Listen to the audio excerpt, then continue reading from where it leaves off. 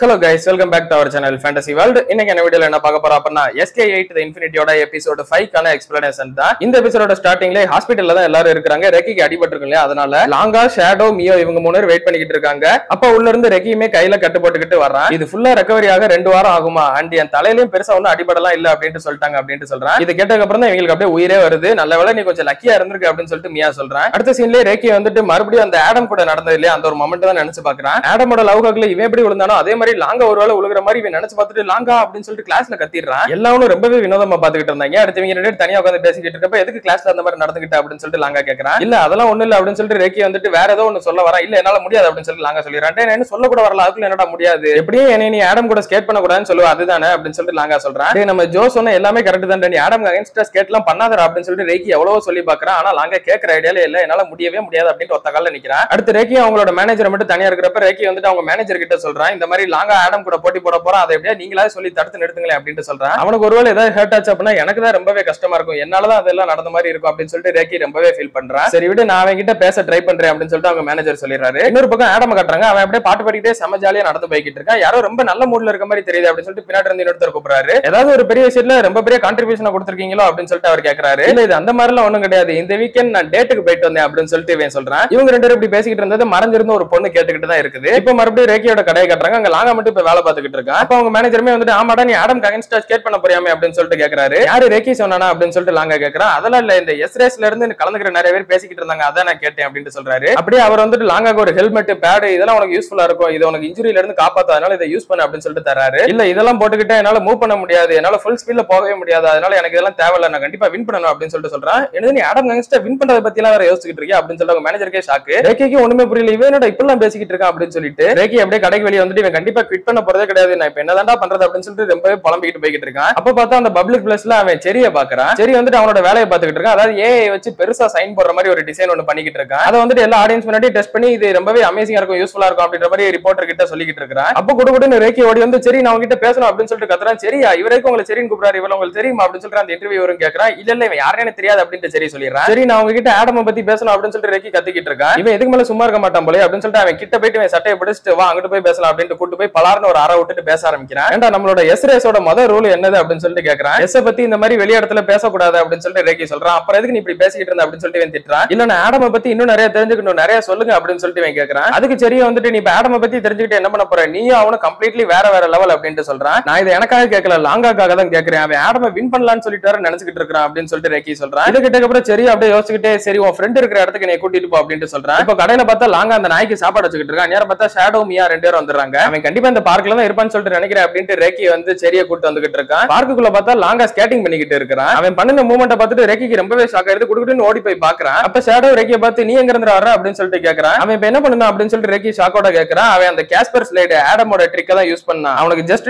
ஒரே ஒரு வாட்டி எப்படி பண்ணணும்னு மட்டும் தான் சொன்னேன், அவன் பாட்டுக்கு இப்ப இத்தனை வாட்டி பண்ணிக்கிட்டு கிடக்குறான் அப்படின்னு சொல்லிட்டு மியா சொல்றான். சரியுமே இதெல்லாம் பாத்துக்கிட்டு தான் இருக்கிறான். இன்னொரு பக்கம் ஜோ வந்துட்டு நல்லா கேக் சாப்பிட்டுக்கிட்டு இருக்கான். நேரம் பார்த்தா அவன் ரெஸ்டாரண்ட்டுக்குள்ள இவங்க 5 பேர் வந்துடுறாங்க. உங்களுக்கு எங்க உட்காரணும்னு சொல்லிட்டு நினைக்கிறீங்களோ அங்க போய் உட்காருங்க அப்படின்னு சொல்லிட்டு சரி சொல்றான். ஏன் கடைக்குள்ள பர்மிஷன் இல்லாம எதுக்கு வரீங்க அப்படின்னு சொல்லிட்டு ஜோ கத்திக்கிட்டு இருக்கான். இங்க இருக்கான் பாத்தியா இவன் ஆடம வின் பண்ணணும்னு சொல்லிட்டு நினைக்கிறான் அப்படின்ட்டு சரி லாங்காவை கை காட்டுறான். ஏன்டா நீ ஆடம் ஸ்கேட் பண்ணதை பாத்தியா இல்லையா அப்படின்னு சொல்லிட்டு ஜோ கேட்கறான். அப்போ பார்த்து இவங்க எல்லாருக்கும் பயங்கரமா பசிக்க ஆரம்பிச்சிருது. சரி முதல்ல சாப்பாடு போடுவோம் அதுக்கப்புறம் பேசிக்கலாம் அப்படின்னு சொல்லிட்டு எல்லாம் நல்லா சாப்பிடுறாங்க. சாப்பிட்டு முடிச்சதுக்கு அப்புறமா சரி வந்துட்டு ஆடம் அவனோட லவ் ஹக்கை எப்படி யூஸ் பண்றான் அப்படின்றத சொல்லி காட்டுறான். அவன் ஃப்ரண்ட்ல போய்கிட்டு இருக்கப்ப ஃபுல் ஸ்பீட் அந்த எண்ட் லைன் கிட்ட வரும்போது கரெக்டா ஒரு ஸ்பின் யூஸ் பண்ணி 180 டிகிரி கரெக்டா திரும்பிடுறான். இந்த மாதிரி ஃபுல் ஸ்பீட்ல போய்கிட்டு இருக்கப்ப 180 டிகிரி திரும்புறதெல்லாம் ரொம்ப கஷ்டம் தான், பட் அவன் கரெக்டா திரும்பிடுறான். அண்ட் இதுக்கு அப்புறமா தான் முக்கியமான பார்ட், தூக்குறது ஈஸி ஆனா அதை ஃபோர்ஸ் பண்ணி மறுபடியும் அதே இடத்துல கீழே கொண்டு வரணும். இந்த மாதிரி அவன் பண்றப்ப அவனோட ஸ்பீடு சடனா சேஞ்ச் ஆகும். அந்த மாதிரி அவன் பண்ணி உங்ககிட்ட அப்ரோச் பண்றதுனால தான் அவன் ரொம்ப பக்கத்துல உங்களுக்கு வர்ற மாதிரி தெரியுது, அதுவும் இந்த அளவுக்கு க்ளோஸா அப்படின்னு சொல்லிட்டு அவன் ஜோ மூஞ்சி கிட்ட போய் நிக்கிறான். இது சொல்றதை விட ரியாலிட்டியில செய்யறது ரொம்பவே கஷ்டம் தான். இந்த மாதிரி அவன் பக்கத்துல இருக்கிற மாதிரி ஒரு இல்யூஷனை கிரியேட் பண்றதுக்கு அவன் உங்களுக்கு ஸ்ட்ரைட் ஃபார்வர்டா இருக்கணும். அப்படின்னா கொஞ்சம் கூட ஸ்லோவாக கூடாது, கொஞ்சம் கூட தயங்கவே கூடாது, அதுவும் இதெல்லாம் ஒரு இன்ஸ்டன்ட் ஆஃப் செகண்ட்ல நடக்கணும் அப்படின்னு சொல்லிட்டு லாங்கா சொல்றான். ஓ இதுதான் அந்த லவ் ஹக்கோட சீக்ரெட்டா அப்படின்னு சொல்லிட்டு ரேக்கியும் சொல்றான். அப்ப ஜோ வந்துட்டு ரேக்கி அப்படின்னு சொல்லி கூப்பிட்டு கரெக்டா அவன் கிட்ட குத்துற மாதிரி போயிடுறான். ரேக்கி பயந்துறான். உனக்கு இது இப்படிதான் நடக்குன்னு சொல்லிட்டு அண்டர்ஸ்டாண்ட் பண்ணா கூட உன்னோட பாடி அவ்வளவு சீக்கிரமா ரியாக்ட் ஆகாது, அது ரொம்பவே கஷ்டம் அப்படின்ட்டு ஜோ சொல்றான். அப்படின்னா நம்ம ஆடம் அகைன்ஸ்டா என்னதான் பண்றது அப்படின்னு சொல்லிட்டு ரேக்கிக்கு ஒண்ணுமே புரியல. அப்படியே இப்ப லாங்கா வந்துட்டு ரேக்கியோட வீட்டுல வந்து டிராப் பண்றான் அவன பைக்ல. அவன் போகும்போது லாங்கா கிட்ட ஒரு விஷயத்த சொல்றான். நானும் உன்ன மாதிரி தான் ஸ்கேட் போர்ட் ஆரம்பிச்சேன், எனக்கு ஒரு ஃப்ரெண்ட் தான் இந்த ஸ்கேட் போர்ட் மேல இன்ட்ரெஸ்டிங்கே கொண்டு வந்தான். ஆனா ஒரு நாள் அவன் ரொம்பவே இன்ஜுரி ஆகி அதுக்கப்புறமா அவன் ஸ்கேட் போர்டை யூஸ் பண்ணவே முடியாத அளவுக்கு ஸ்கேட் போர்டை குவிட் பண்ற மாதிரி ஆயிட்டான். நான் அதே மாதிரியான ஒரு எக்ஸ்பீரியன்ஸை மறுபடியும் அனுபவிக்க கூடாதுன்னு சொல்லிட்டு நினைக்கிறேன். சோ ப்ளீஸ் ஆடம் அகைன்ஸ்டா ஸ்கேட் பண்ணாத அப்படின்னு அப்படின்னு சொல்லிட்டு சொல்றான் ரெக்கி. அதுக்கு லாங்காவுமே ஃபர்ஸ்ட் அவன் இந்த அளவுக்கு பண்ணனதுனால எனக்கு அவன் மேல அதிக கோவத்தினாலதான் இந்த ஸ்கேட்டிங்கே ஒத்துக்கிட்டேன். ஆனா இப்போ எனக்கே தோணுது அவனுக்கு அகைன்ஸ்டா ஸ்கேட் பண்ணணும் அப்படின்னு சொல்லிட்டு எனக்கே ஒரு ஆர்வம் இருக்குது. இது எந்த மாதிரி ஃபீலிங்னு சொல்லிட்டு எனக்கு தெரியல. அதை சொல்றது வார்த்தையால ரொம்பவே கஷ்டம் தான். ஆனா எனக்கு அவனுக்கு அகைன்ஸ்டா ஸ்கேட் பண்ணணும்ன்றது மட்டும் தான் தோணுது அப்படின்னு சொல்லிட்டு லாங்கா சொல்றான். அண்ட் எனக்கு ஏதாவது ஒரு இன்ஜுரி ஆனா கூட நான் கண்டிப்பா ஸ்கேட் போர்டை குவிட் பண்ணலாம் மாட்டேன் அப்படின்ட்டு சொல்றேன். அப்படின்னு எனக்கு ப்ராமிஸ் பண்றியா அப்படின்னு சொல்லிட்டு ரெக்கி கேக்குறான். சரி ப்ராமிஸ் பண்றேன் அப்படின்னு சொல்லிட்டு அவன் ஒத்த வரல மட்டும் நீட்டுறான். என்னடா இன்னும் சின்ன பிள்ளை மாதிரி பண்ணிக்கிட்டு இருக்க, பெரிய பையன் மாதிரி நடந்துக்கோ அப்படின்னு சொல்லிட்டு ரெண்டு பேரும் ஃபிஸ்ட் பம்ப் பண்ண வராங்க. அப்போ ரெக்கி வந்து லாங்காவோட கையில கைய வைக்காம அவன் நெஞ்சில கைய வச்சுட்டு கேர்ஃபுல்லா விளையாடு அப்படின்ட்டு சொல்றான். லாங்கா இப்ப வீட்டுக்குள்ள வரும்போது அவங்க அப்பாவோட போட்டோ பார்த்து அவங்க அப்பா கிட்ட பேச ஆரம்பிக்கிறான். நான் நல்லா தான்ப்பா இருக்கிறேன், எனக்கு இப்ப இந்த ஸ்கேட் போர்டிங் ரொம்பவே பிடிச்சிருக்குது. உங்க கூட ஃபர்ஸ்ட் டைம் எப்படி ஸ்னோ போர்டிங் பழகுறப்ப ஒரு ஃபீல் இருந்ததோ அதே மாதிரி தான் இப்ப நான் இருக்கிறேன் அப்படின்ட்டு சொல்றான். இப்போ மேட்ச் நடக்க போற அந்த ஒரு நாளுமே வருது. எக்கச்சக்க ஆடியன்ஸ் பயங்கரமா காத்துக்கிட்டு இருக்காங்க. அப்ப ஆடம் வந்துட்டு அவனை சுத்தி ஒரு ஃபிளாஷ் லைட்டோட அப்படியே கிராண்டா ஒரு என்ட்ரியை போடுறான். அப்படியே அவன் லாங்கா கிட்ட வந்துட்டு ஒரு பொக்கேவையுமே நீட்டுறான். இது நம்ம அறிமுகம் ஆயிட்டோன்றதுக்கான அடையாளம் அப்படின்னு சொல்லிட்டு தரா. லாங்காவுமே அதை வாங்கிக்கிறான். டேய் நீ இதை வாங்க கூடாதா அப்படின்னு சொல்லிட்டு ரெக்கி சொல்றான். அப்ப அவன் ஜெரி ஜோவையும் பார்த்துட்டு என்ன தம்பிங்களா நீங்க அந்த பக்கம் போயிட்டீங்களா அப்படின்னு சொல்லிட்டு கேக்குறான். நாங்க யார் பக்கம் இல்ல அப்படின்னு சொல்லிட்டு ஜோ சொல்றான். நீ தானே உன எங்க கிட்ட இருந்து முத பிரிச்சு வச்ச, நாங்க ஒண்ணும் இல்ல அப்படின்னு சொல்லிட்டு ஜெரி சொல்றான். இப்ப வந்துட்டு கேமுமே ஸ்டார்ட் ஆகுது. வழக்கம் போல நம்ம ஆடம் வந்துட்டு சிகரெட் வச்சுக்கிட்டு கையில நின்னுகிட்டு இருக்கான். அப்ப பார்த்தா லாங்கா பக்கத்துல இருந்து மூவே ஆகல. அவனு நீ வந்தாண்டா நான் போவேன் அப்படின்னு சொல்லிட்டு அவனு நின்ன இடத்துல நின்னுகிட்டு இருக்கான். சரிப்பா தம்பி நான் கொஞ்சம் லேட் பண்ணிட்டேன் வா ஒன்னாவே போவோம் அப்படின்னு சொல்லிட்டு இப்ப ரெண்டு பேரும் ஒன்னா ரெடி ஆகுறாங்க. ஒரே டைம்ல ரெண்டு பேரும் செம ஸ்பீடா போக ஆரம்பிக்கிறாங்க. ஆடம் தான் முன்னாடி போறான். லாங்கா வந்துட்டு வேணும்னே ஆடம் பின்னாடி போய்கிட்டு இருக்கான். அதாவது அவன் கிட்ட இருந்து ரொம்ப டிஸ்டன்ஸ் கீப் அப் பண்றான். அப்பதான் சரி ஒரு விஷயத்தை லாங்கா கிட்ட சொல்லியிருப்பான். இந்த லவ் ஹாக்ல இருந்து தப்பிக்கிறதுக்கு ஒரு வழி இருக்கு, அதுக்கு ஒரு வீக்னஸ் இருக்கு அப்படின்னு சொல்லிட்டு அவனால ஒன்லி இதை அவனுக்கு ஸ்ட்ரைட் ஃபார்வர்டா இருந்தா மட்டும் தான் யூஸ் பண்ணவே முடியும். அதுலயும் டேர்னிங் அப்ப ஆப்பனண்டால நமக்கு ஸ்ட்ரைட்டா கண்டிப்பா இருக்க முடியாது, அதுவும் இம்பாசிபிள் தான் அப்படின்ட்டு மியா சொல்லுவான். சோ நீ ஸ்ட்ரைட்டா போய்கிட்டு இருக்கும்போது அவன் கிட்டே போகாம அவன் கூட டிஸ்டன்ஸ் கீப் அப் பண்ணி தூரமாவே வா. அதுக்கப்புறம் டேர்னிங்ல அவனால லவ் ஹாக் யூஸ் பண்ண முடியாது, அந்த டைம்ல அவனை ஓவர்டேக் பண்ணி முன்னாடி வரப்பாரு அப்படின்றத இவங்க ட்ரிக்கா சொல்லி கொடுத்திருப்பாங்க. அதை இப்ப லாங்காவுமே ஃபாலோ பண்ணிக்கிட்டு இருக்கான். பாரா யாரோ உனக்கு அட்வைஸ் எல்லாம் கொடுத்த மாதிரி தெரியுது அப்படின்னு சொல்லிட்டு ஆடமும் சொல்றான் லாங்காவை பார்த்து.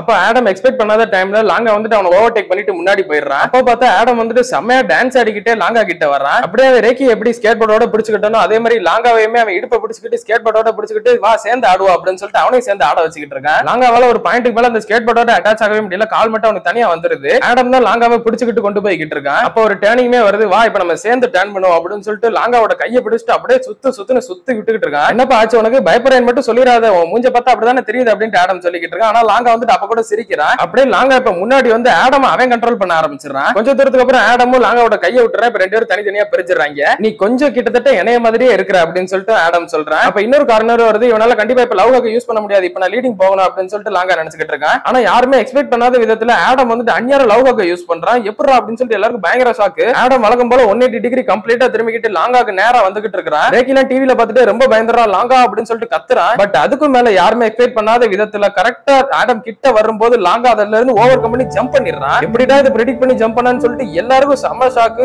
ஏன் ஆடம் முத கொண்டு செத்தே போயிட்டான். லாங்கா வந்துட்டு அதுல இருந்து தப்பிச்சு அவன் பாட்டு முன்னாடி போய்கிட்டு இருக்கிறான். ஆடம் வந்துட்டு அதே இடத்துல அப்படியே அமைதியா நின்னுகிட்டே மனசுக்குள்ளேயே பேசுறான், நான் உன்னை கண்டுபிடிச்சிட்டேன், நீ தான் என்னோட உண்மையான ஈவ் அப்படின்னு சொல்லிட்டு அவன் பாட்டுக்கு இப்ப செம்ம ஸ்பீடா போக ஆரம்பிக்கிறான். அப்படியே அவன் லாங்காவே ஓவர்டேக் பண்ணிட்டு முன்னாடி போகும்போது ஒன்னால இதை பண்ண முடியும்னு சொல்லிட்டு எனக்கு நல்லாவே தெரியும் அப்படின்னு நினைச்சுக்கிட்டே தான் முன்னாடி போறான். இவங்க ரெண்டு பேரும் செம்ம ஸ்பீடா போகும்போது லாங்காக்கு கிட்டத்தட்ட வேற ஒரு டைமென்ஷன்லயே போற மாதிரி ஒரு ஃபீல் ஆகுது. மேட்ச் நல்லா இன்ட்ரெஸ்டிங்கா போய்கிட்டு இருக்கப்ப திடீர்னு பார்த்தா ஏதோ சைலன்சர் சவுண்ட்லாம் கேக்குது. என்னது போலீஸ் வந்துட்டாங்களா, இதுக்கு முன்னால இப்படி நடந்ததே கிடையாது அப்படின்னு சொல்லிட்டு ஷேடோ நினைச்சுக்கிட்டு இருக்கேன். எல்லாரும் அப்படியே தெரிச்சு ஓட ஆரம்பிச்சிடறாங்க. ரேக்கி எப்படியா லாங்காவையும் சேர்த்து கூட்டு போனோம் அப்படின்னு சொல்லிட்டு பைக் எடுத்துட்டு லாங்காவை தேடி போறான். அப்ப ஆடமோட அசிஸ்டன்ட் வந்துட்டு இங்க போலீஸ் வந்துட்டாங்க, நம்ம இப்ப கிளம்பி ஆகணும் அப்படின்னு சொல்லிட்டு அவரை கார்ல ஏத்துறான். லாங்கா நம்ம அடுத்த வாட்டி கண்டிப்பா சந்திப்போம் அப்படின்னு சொல்லிட்டு சிரிச்சுக்கிட்டே கிளம்பிடுறான். அவன் கிளம்பினதுக்கு அப்புறம் பார்த்தா ஆப்போசிட்லயே போலீஸ் வந்துடுறாங்க. போலீஸ் வந்துட்டு நீங்க என்ன பண்ணிக்கிட்டு இருக்க அப்படின்னு சொல்லிட்டு லாங்கா கேக்குறாங்க. லாங்காக்கு என்ன பதில் சொல்றேன்னு தெரியல. அப்ப பார்த்தா ரேக்கி செம்ம ஃபாஸ்டா பைக்ல வந்துட்டு வா ஏறி போவோம் அப்படின்னு சொல்றான். இல்ல ஒழுங்கா நில்லுங்க அப்படின்னு சொல்லிட்டு போலீஸும் சொல்றாங்க. ஆனா இவங்க ரெண்டு அப்படியே போலீஸ்ல இருந்து தப்பிச்சு போயிடுறாங்க. கார்ல போய்கிட்டு இருக்கும்போது ஆடமோட அசிஸ்டன்ட் சொல்றான், இது ரொம்பவே வினோதமா இருக்குது, இது எப்பவுமே போலீஸ் இருக்கிற ரூட்டே கிடையாது அப்படின்னு சொல்றான். நீ அந்த சீஃப் போலீஸ்க்கு உடனே கான்டாக்ட் பண்ணு அப்படின்னு சொல்லிட்டு ஆடம் சொல்றான். இன்னொரு பக்கம் ரெக்கி லாங்கா ரெண்டு பேருமே ஒரு வழியா போலீஸ் கிட்ட இருந்து தப்பிச்சிடுறாங்க. ரெக்கி லாங்காவை பார்த்துட்டு நீ எந்த நம்பிக்கையோட அவனுக்கு அகைன்ஸ்டா இந்த மாதிரி ஒரு ஜம்ப் பண்ண அப்படின்னு சொல்லிட்டு கேக்குறான். அவனை சுத்த வச்சுக்கிட்டு இருக்கும்போதே தோணுச்சு அவன் கிட்ட இருந்து நான் தூரமா இருக்கிறதோட பக்கத்துல இருக்கதே பெட்டர்னு சொல்லிட்டு அதனாலதான் நான் இப்படி பண்ணேன் அப்படின்னு லாங்கா சொல்றான். ஆனா நீ என்கிட்ட கேர்ஃபுல்லா இருப்பேன்னு சொல்லிட்டு ப்ராமிஸ் பண்ணல, நீ என்ன இப்படி பண்ணிக்கிட்டு இருக்க அப்படின்னு சொல்லிட்டு ரெக்கி திட்டுறான். என்ன மன்னிச்சிரு அப்படின்னு சொல்லிட்டு லாங்கா சொல்றான். சரி நல்ல வேலை இப்போதைக்கு உனக்கு எதுவும் ஆகல, ஆனா இதுக்கப்புறம் நீ அவன் வழியில போகவே கூடாது அப்படின்னு சொல்லிட்டு ரெக்கி சொல்றான். சரி ஓகே அப்படின்னு சொல்லிட்டு லாங்காவை அக்செப்ட் பண்ணிக்கிறான். சரி எனக்கு ரொம்பவே பசிக்குது, பக்கத்துல ஏதாவது கடை இருக்கான்னு சொல்லிட்டு பாப்பா அப்படின்னு சொல்லி ரெக்கி எந்திரிச்சு போறான். லாங்கா அவன் மனசுக்குள்ளே அந்த வேற ஒரு இடத்துக்கு போயிருப்பா இல்லையா, அதை நினைச்சு பாக்குறான். அந்த ஒரு மொமெண்ட் என்னதான் ஆச்சு அப்படின்னு சொல்லிட்டு அவன் மனசுக்குள்ளே ஒண்ணும் புரியாம யோசிச்சுக்கிட்டு இருக்கான். அப்படியே கட் பண்ணி இதோட இந்த ஒரு எபிசோட முடிக்கிறாங்க.